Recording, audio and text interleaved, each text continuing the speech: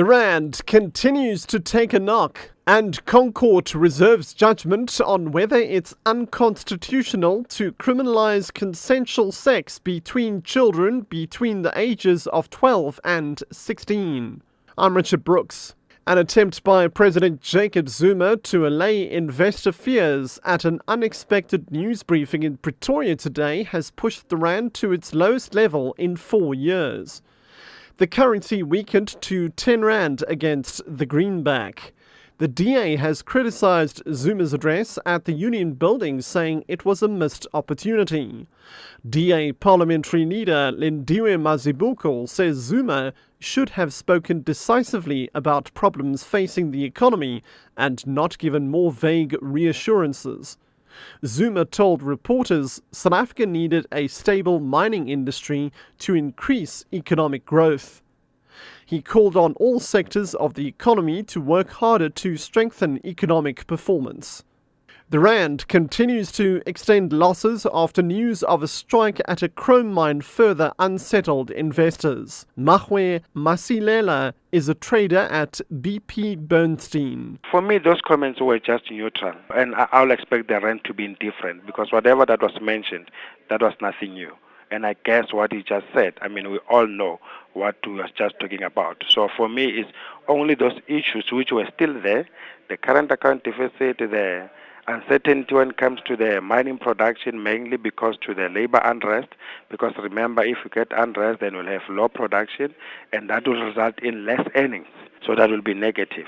But more importantly, it can be attributed to the strengthening US dollar. The Constitutional Court has reserved judgment on whether it's unconstitutional to criminalize consensual sex between children between the ages of 12 and 16. This means the judges will consider arguments submitted to them by applicants. The Teddy Bear Clinic for Abused Children and resources aimed at the prevention of child abuse and neglect. The respondents are the Minister of Justice and the National Director of Public Prosecutions. The clinic and RAPCAN has asked the court to confirm a judgment of the High Court in Pretoria that sections 15 and 16 of the Sexual Offences Act were unconstitutional because they required the prosecution of children involved in consensual kissing and sex.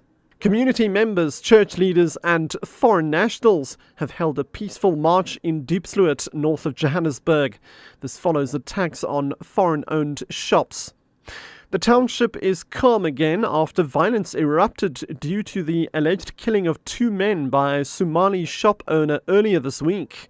The incident triggered looting of shops. Here's community leader Sicelo Shezi. We are having a walkabout which intends to address the issue of crime in Diepsloot and the issue of substance abuse and things that happened in Diepsloot which tarnish the image of our community. We want to see Diepsloot developing. We want to see peace. Let us refrain from what we are doing in Diepsloot. Police Minister Nathi Mthethwa says crime continues to decrease despite popular belief that it's out of hand. Mthethwa was delivering his budget vote in Parliament. He says police have made great strides in the fight against crime and more South Africans are beginning to feel safe. Murder decreased by 17.2% during the past 3 years.